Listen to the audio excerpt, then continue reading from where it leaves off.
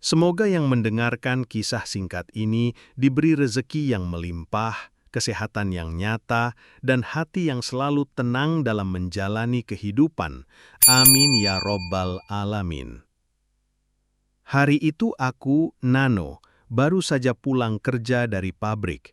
Badan rasanya begitu lelah, keringat masih menempel ditambah perut yang sejak siang terasa agak melilit. Biasanya aku pulang malam karena lembur, tapi hari itu entah kenapa aku memutuskan pulang lebih awal. Suasana kontrakan begitu sepi, hanya terdengar suara ayam tetangga dan angin sore yang lewat membawa bau tanah basah. Biasanya ibu kos jarang sekali kelihatan. Beliau sibuk dengan urusannya sendiri, kadang mengajar les anak-anak, kadang pergi keluar kota. Tapi sore itu, ketika aku membuka pintu gerbang kecil kontrakan, mataku langsung menangkap sosoknya. Ia sedang menyapu halaman depan dengan kerudung sederhana dan wajah yang tampak lelah tapi tetap teduh dipandang. Aku sedikit terkejut karena sudah lama tidak bertemu langsung dengannya. Biasanya aku hanya menitip uang kos lewat transfer atau sekedar amplop yang diselipkan di meja depan. Tapi sore itu, aku melihat ibu kos seakan berbeda. Ada sesuatu yang sulit dijelaskan. Entah karena cahaya sore yang keemasan menyinari wajahnya, atau karena suasana hati yang sedang kosong, aku merasa tatapan matanya dalam sekali. "Ih, Nano, kok pulang cepat?" sapanya, ramah, sembari tetap menggerakkan sapu lidi di tangannya. Aku tersenyum kikuk. "Iya, Bu, badan agak capek, jadi nggak lembur dulu." Percakapan itu sederhana, tapi entah kenapa, terasa hangat. Aku yang biasanya hanya numpang tidur di kontrakan itu, sore itu justru merasa ada rumah, ada kehidupan. Dan disitulah, tanpa kusadari, awal dari sebuah cerita baru dalam hidupku dimulai. Gerakannya pelan tapi mantap. Sapu lidi di tangannya menari menyapu dedaunan kering yang jatuh dari pohon mangga di depan kontrakan. Rambutnya terikat sederhana, tanpa hiasan berlebihan. Wajahnya masih tampak segar, meski keringat kecil menetes di kening. Dari cara ia bergerak, terlihat jelas bahwa ibu kos ini masih muda. Usianya mungkin awal 30-an. Tubuhnya ramping, kulitnya bersih terawat. Senyumnya lembut, senyum yang mengingatkan pada ketulusan seorang wanita sederhana. Aku sempat tertegun. Biasanya aku hanya melihat sekilas dari jauh atau mendengar suaranya ketika berbicara dengan penghuni kos lain. Tapi sore itu, aku menyaksikan langsung sosoknya dari dekat. Ada aura teduh yang anehnya membuat rasa lelahku seakan meredah. Aku mencoba menutupi rasa kikuku. Dengan suara agak pelan, aku menyapa singkat, "Halo Bu." Ia menoleh sebentar, lalu tersenyum ramah. Nano ya? Pulang lebih awal?" Suaranya ringan, penuh keakraban. Aku hanya mengangguk. "Iya Bu, kerjaan tadi agak sepi jadi bisa pulang cepat. Sekalian istirahat, soalnya perut agak nggak enak." Beliau berhenti sebentar, sapu lidi ditopangkan ke tanah, lalu menatapku dengan tatapan penuh perhatian. "Kalau sakit, jangan dipaksa kerja. Kesehatan itu yang utama loh. Nanti kalau butuh sesuatu, bilang saja, saya ada di rumah." Aku mengangguk pelan, merasa agak canggung, tapi juga hangat. Entah kenapa, kalimat sederhana itu menancap dalam pikiranku. Ada perhatian tulus yang jarang kutemukan di kerasnya kehidupan rantau. Sore itu, angin membawa aroma tanah basah setelah hujan kecil. Kontrakan yang biasanya terasa sepi, tiba-tiba seperti punya kehidupan. Begitu pintu kontrakanku tutup, suasana hening menyambutku. Hanya suara sapu dari luar dan sesekali cicit burung yang terdengar. Aku meletakkan tas kerja di kursi kayu ruang tamu, lalu menjatuhkan diri duduk dengan rasa lega. Ku keluarkan ponsel dari saku celana. Untungnya, di rumah kos ini ada wifi. Jadi walau jauh dari keluarga dan kampung halaman, aku bisa sedikit terhibur. Aku membuka HP, mencoba berselancar di dunia maya, membaca berita ringan, dan sekadar melihat-lihat media sosial teman-teman. Namun entah kenapa, pikiranku masih saja tertuju pada sosok ibu kos di depan. Senyum lembutnya, tatapan penuh perhatiannya, bahkan cara sederhana ia menyapu halaman. Semuanya masih terbayang jelas. Aku mencoba mengalihkan pikiran dengan menonton video lucu di HP. Tapi bayangan itu tetap datang, membuat dadaku terasa hangat dan sekaligus aneh. Sambil bersandar di kursi, aku menarik napas panjang. Kontrakan ini sudah beberapa bulan kutempati, tapi baru kali itu aku merasa seperti benar-benar pulang ke rumah, bukan sekadar numpang istirahat setelah kerja. Ada sesuatu yang berubah sore itu. Sesuatu yang membuatku penasaran akan apa yang akan terjadi selanjutnya. Beberapa menit berlalu, ibu kos masuk membawa sapu, lalu mulai membereskan ruang tamu. Suara gesekan sapu lidi di lantai terdengar jelas, hanya berjarak beberapa langkah dariku. Aku sebenarnya berniat fokus pada layar HP, tapi entah kenapa sore itu mataku terpaku. Gerakannya begitu sederhana, namun justru itu yang membuatku terus memperhatikan.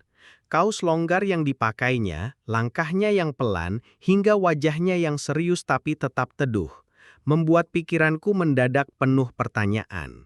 Kenapa aku memperhatikannya sejauh ini, batinku? Aku mencoba menunduk lagi ke layar HP, pura-pura sibuk dengan berita dan media sosial. Namun jujur, sulit untuk benar-benar mengabaikan kehadirannya. Ada semacam magnet yang membuatku tak bisa berpaling. Aku menghela napas panjang, mencoba menenangkan diri. Jangan mikir yang aneh-aneh, Nano. Dia cuma ibu kos, biasa saja, gumamku dalam hati. Namun semakin aku menepis itu, semakin pula rasa penasaran itu tumbuh. Rasa penasaran yang aneh, campuran antara segan, kagum, dan sedikit rasa hangat yang sulit kujelaskan. Sore itu, ruang tamu kontrakan yang biasanya sepi, berubah menjadi tempat penuh tanda tanya. Tak lama kemudian, dari arah belakang kontrakan terdengar suara gemericik air, seperti ada orang mencuci atau mungkin sedang mandi. Aku awalnya tak terlalu peduli. Perutku masih agak melilit, jadi aku berniat ke dapur, mengambil roti dan segelas air hangat. Lorong kecil menuju dapur sepi. Hanya lampu bohlam redup yang menggantung di atas. Tapi saat aku melewati dekat kamar mandi belakang, tiba-tiba terdengar suara teriakan panik dari dalam. Ada kecoa! Tolong! Aku sontak berhenti, hampur menjatuhkan gelas yang kubawa. Suaranya jelas, terdengar cemas, bercampur takut. Belum sempat aku berpikir, suara itu kembali memanggil, kali ini menyebut namaku. Nano! Cepat ambil semprotan serangga! Aku terdiam beberapa detik. Baru kali ini aku mendengar ibu kos berteriak seperti itu, apalagi sampai memanggil namaku dengan nada begitu mendesak. Jantungku berdegup cepat, bukan hanya karena kaget, tapi juga karena situasi mendadak ini membuatku panik. Segera aku berlari kecil ke ruang tamu, mengambil semprotan serangga yang biasanya memang jaring di dekat rak sepatu. Tanganku agak gemetar saat menggenggamnya. Lalu aku kembali ke lorong. Dari celah pintu kamar mandi yang terbuka sedikit, aku bisa melihat bayangan ibu kos berdiri di pojok, jelas-jelas ketakutan. "Cepat Nano, di dekat ember!" teriaknya. Aku pun menghela napas panjang, mencoba menenangkan diri. Dengan hati-hati, kudorong pintu lebih lebar lalu mataku langsung mencari sosok kecil yang jadi biang kerok kepanikan itu. Dan benar saja, seekor kecoa besar sedang merayap di lantai, berusaha kabur ke balik ember plastik. Tanpa pikir panjang, kutodongkan semprotan ke arahnya. Shhh. Suara semprotan memenuhi kamar mandi, si kecoa menggeliat, lalu terkapar. Ibu kos masih berdiri di pojok, wajahnya pucat, tapi ada sedikit lega. "Astaga, terima kasih Nano. Aku benar-benar nggak bisa kalau lihat kecoa." "Sekalian saja cuci tangan di sini," ujarnya sambil menyodorkan sabun cair. Aku menerima dengan gugup, berusaha menutupi getaran kecil di jemariku. Ia menatapku sejenak, tatapannya sulit kuhindari. Ada sesuatu yang lirih ketika ia berkata, "Nano, kamu selalu siap menolong. Tidak semua orang punya hati seperti itu." Aku terdiam, jantung berdegup kencang. Kata-kata sederhana itu justru terasa dalam, seperti mengetuk ruang hatiku yang selama ini kosong. Suara air yang menetes dari keran terdengar seperti irama hujan. Setiap tetesnya bagai denting waktu yang berjalan lambat, membuat suasana semakin hening dan penuh tanda tanya. Di dadaku, rasanya seperti ada kapal layar yang bersiap berlayar. Ombak datang bergelombang, arus membawa ke tengah, hingga akhirnya perlahan menuju muara yang lebih tenang. Semua terasa ganjil, tapi juga indah. Aku tahu, sore itu bukan sekadar tentang seekor kecoa yang mati. Ada sesuatu yang lebih besar yang lahir tanpa sengaja. Perasaan aneh yang belum bisa kupahami. Setelah semuanya reda, aku keluar dengan wajah masih panas. Sementara ibu kos sibuk membersihkan sisa air di lantai kamar mandi. Aku mencoba menenangkan diri, meski jantung masih berdebar tak karuan. Hari itu mungkin tampak sepele, hanya tentang seekor kecoa yang membuat panik. Tapi siapa sangka, justru dari peristiwa kecil itu lahir sebuah kedekatan yang tak pernah kubayangkan sebelumnya. Hari-hari berikutnya kami semakin sering berinteraksi. Dari sekedar obrolan ringan di ruang tamu, menjadi percakapan panjang tentang kehidupan, keluarga, dan mimpi masing-masing. Aku, yang awalnya hanya seorang penghuni kontrakan, perlahan berubah menjadi sosok yang ia percaya untuk banyak hal. Ada kalanya, aku membantunya membetulkan lampu yang rusak, menemaninya berbelanja, hingga sekedar duduk bersama di teras menikmati sore. Tahun demi tahun berlalu, hubungan itu tumbuh, semakin kuat, hingga akhirnya aku memberanikan diri untuk melangkah lebih jauh. Dengan restu keluarga, dan tentu saja atas kehendak Allah, aku menikahinya. Siapa sangka, jodoh datang dari arah yang sama sekali tidak terduga. Seorang ibu kos Taiwan yang dulu hanya kulihat menyapu halaman depan rumah, kini menjadi pendamping hidupku.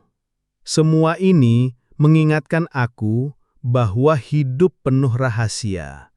Kita hanya menjalaninya, sementara Tuhan yang mengatur alurnya. Sahabat semua, itulah kisahku. Semoga bisa menjadi pelajaran bahwa kebahagiaan bisa datang dari jalan yang sederhana, bahkan dari pertemuan yang awalnya tampak biasa saja. Nah, sekarang giliran kalian. Dari mana saja nih penonton Vega Story berasal?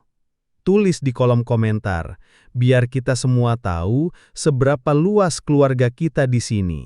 Jangan lupa juga untuk like, share, dan subscribe channel ini supaya semakin banyak kisah inspiratif yang bisa kita bagikan bersama. Wassalamualaikum warahmatullahi wabarakatuh.